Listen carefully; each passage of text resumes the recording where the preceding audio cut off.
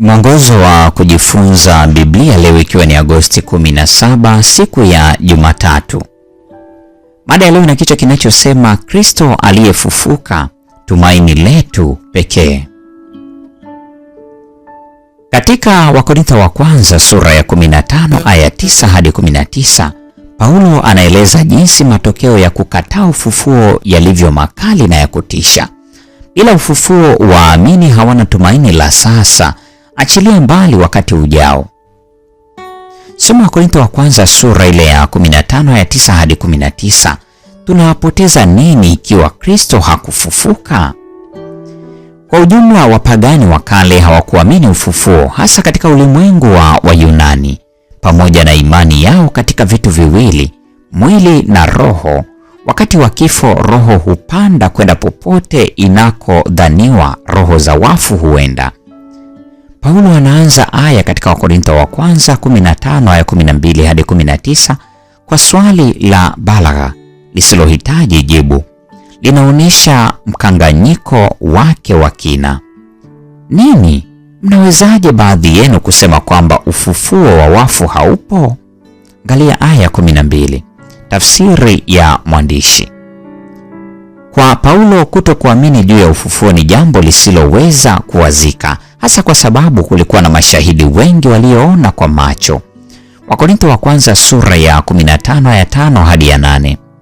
Lakini mbaya zaidi, bila ufufuo tumaini lao limejengwa juu ya uongo na bado wako katika dhambi zao.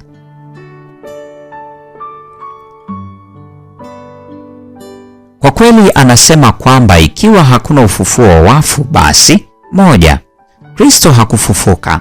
Wakorintho wa kwanza sura ya 15 ya 13 na 16. 2, kuhubiri kwetu ni bure. Sura ya 15 aya 14. 3, imani yetu pia ni bure. Sura ya 15 aya 14. 4, sisi ni mashahidi wa uongo. Aya ya 15. 5, imani yetu ni bure. Aya 17. 6, ungalimo katika dhambi zetu. Aya ya 17. Na kwa wazi. 7, wale waliolala wamepotea. Aya ya 18. Bila ufufuo, kuhubiri na imani ni bure. Aya ya 14. Neno la Kiyunani linalo tafsiri neno bure ni kenos. Hii ni tafsiri nzuri, lakini ni pana sana. Wafasiri wanajadiliana ikiwa kenos linamaanisha bure kwa maana ya kukosa ukweli, kwa hiyo si kweli, au kukosa matokeo, kwa hiyo bila matokeo au athari, au kukosa kusudi, kwa hiyo bila kusudi, bure.